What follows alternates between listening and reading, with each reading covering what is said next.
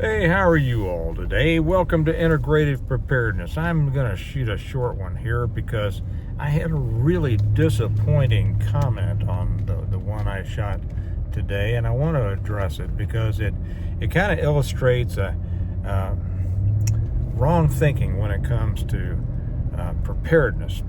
My two sons and I just headed back from the Kansas City Community Garden. We go out there and you buy a membership. It's a cool deal because they adjust the membership cost depending on your income and how many people in your household, so that people with lower incomes can buy some and they grow great plants. So today was they were putting out their chard and their lettuce and blackberry plants and things like that. It's really cool. For your membership, you get 10 packs of seeds and 48 seedlings, plants, and it's just really cool. We like coming out here.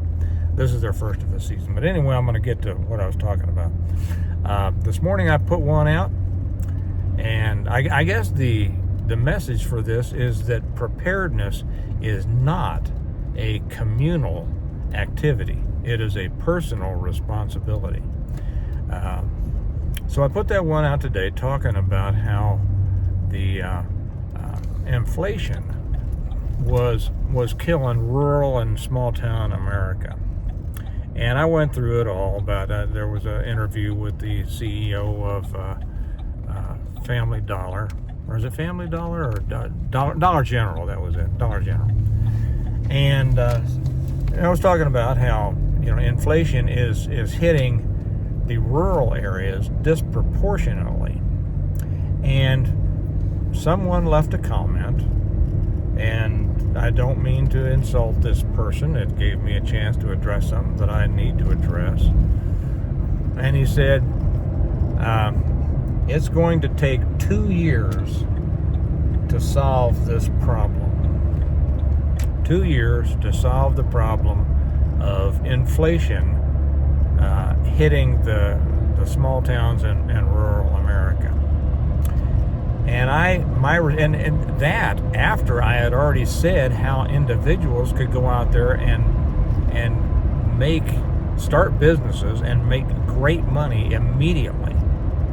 See, so when he said it's going to take 2 years to solve this problem, it showed me that he was viewing this as a communal problem. And guys, that is not the way to view this.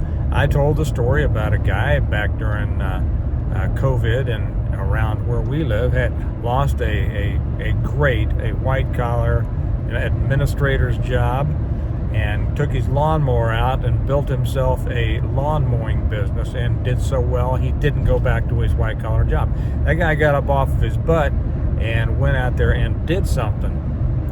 And so when this comment came up that said, well, it's going to take 2 years to solve this problem, and it got last I checked, five thumbs up almost immediately, which tells me that other people are thinking this. My response to him, it'll take 2 days or 2 weeks for an individual to solve this problem if they are willing to solve the problem themselves. And it shows this idea, this communal feeling that when times are bad, people have a tendency to kind of think, oh, we're all in this together. Because thinking that times are bad and we're all in this together is a whole lot easier than getting up off your tush and getting out there and making something happen, whether it's starting a lawn mowing business or whatever. Now, I could give you 10 more ideas just off the top of my head, but that's not what I'm here to do. It reminds me, and I'm going to be kind of tough here, and that's just the way it is, because I'm here to help, and I'm not here to get a bunch of clicks. I don't care. I don't make my living off of YouTube, but I am here to try to get people to think and to better themselves.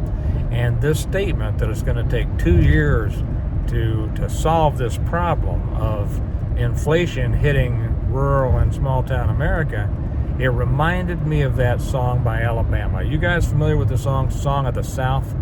I used to really like that song until I listened to the words. And probably most of you know the words. So it's it's about the Dust Bowl, and I mean there were hard times. My family lived through the Dust Bowl. My grandmother went to Guyman, Oklahoma, from Clinton County, Missouri, in a wagon, and we got pictures of them in their little sod house out there, and not a tree in sight. Some scraggly pony tied to something or other by the door, and it was a hard life. But the thing is that when I listened to that Song of the South, it's talking a little bit about that, but it says something like the cotton was short and the weeds were tall, but Mr. Roosevelt was going to save us all. You see, that is a horrible, horrible message, particularly for preparedness-minded people and even preppers. And then what does it say? Mama got sick and Daddy got down. The bank got the farm and we moved to town. I'm trying to remember what the words are. We moved to town. Daddy got a job with the TVA, got a washing machine, and then a Chevrolet. Do you know what the message is there? It's certainly not a message that I want to teach my kids. It's not. The message is, well, you just depend on the government because Mr. Roosevelt or whoever, he's going to save us. He's going to save us all. And then go get you a government job and you're going to be all right. Guys, is that the kind of message that I teach you all? They're shaking their heads. The kind of message that I put out is self-sufficiency. Get out there and do it. Find something. You know, what your life becomes is what you make of it. And that's the result of, your talents, your skills. God's given you some. What are you doing with it? I often say that our talents are God's gift to us, and what we do with them are our gifts back to Him. And that correlates to the story of the talents in the Bible, right? But your life is not a communal proposition. It's not a matter of, oh my gosh, times are bad, it's going to take 2 years to get through, and the government's going to save us all, and we're going to get a government job and get a washing machine and a Chevrolet. That is just, that message just makes me want to puke. And I'm sorry, I don't mean to offend anybody who loves that song or loves Alabama, but I'll tell you what, it is a failure song. Don't live your life according to that. Get out there, do something. This world is full of opportunities, and your life is going to end up being whatever you make it as a result of your smarts, your hard work, and your creativity and your dedication. And it all starts with accepting the responsibility yourself. Okay, so I just had to say this. Preparedness is personal responsibility. You've heard me say that a million times. It is the ultimate responsibility and the ultimate irresponsibility. And anybody who tries to kind of water it down into some shared problem is going to continue to wallow in that problem. And that's not what being prepared is about. Okay? All right. Just had to say it. Let the hate begin. I'll talk to y'all later. Remember, we prepare well today in order to live well tomorrow. But that means you do it. Doesn't mean wait for the government.